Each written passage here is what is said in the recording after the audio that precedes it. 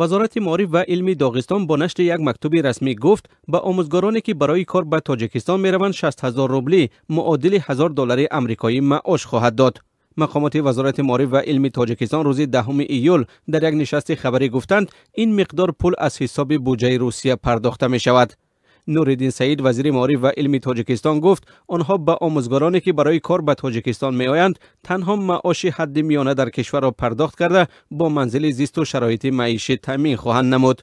او افزود: Оплата учителей Российской Федерации. Мы будем платить та сумму, которую мы платим нашим учителям. Это во-первых. Во-вторых, ничего здесь такого нет. بعدن این یگان جایی بدی ندارد. در تاجیکستان آموزگاران از چین هستند. آموزگاران خوبی از ترکیه در مکتب‌های ما درس میگویند. معلمان از فیلیپین و مالایزیا نیز هستند. ما حتی از هند و قزاقستان هم معلم درخواست کرده ایم. Здесь Филиппины работают.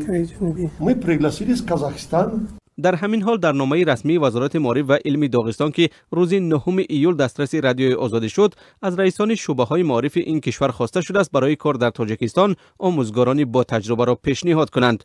وزارت داغستان میگوید حالا مرحله سنجش داوطلبان کار در تاجیکستان فرا رسیده است و در صورت از امتحان گذشتن آموزگاران به تاجیکستان فرستاده خواهند شد.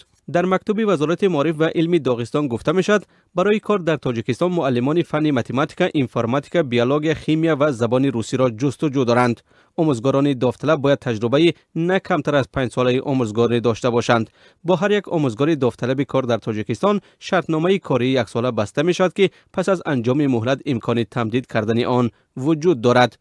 برخی از کارشناسان میگن در داخل تاجیکستان نیز کادرهای خوب وجود دارند و اگر این مقدار پول برای آنها پرداخته شود هم بودجه خانواده و هم بودجه کشور یک اندازه فایده خواهند دید. آموزگاران مکتب‌های میانه در تاجیکستان به حساب میانه 700 یا 800 سومانی معاش میگیرند. یک آموزگار از ولایت سوخت هم در صحبت با رادیوی آزادی گفت معاش او برای خرج یک ماهش کافی نیست و برای همین مجبور میشد که در جایهای دیگر هم کار کند.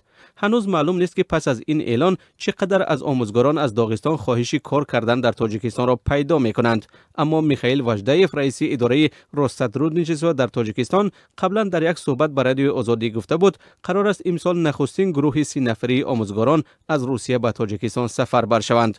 وجدایف گفته بود برنامه اعزام آموزگاران پرتجربه از روسیه بر تاجیکستان زیر نظارت والنتینا ماتوینکو رئیس شورای فدراسیون یا پالاتای بالایی پارلمان روسیه قرار دارد. او گفت آموزگارانی که از روسیه به تاجیکستان می آیند تنها در لیسه‌های پرزیدنتی و مکتب‌های بین المللی در سراسر کشور به خوانندگان درس خواهند گفت.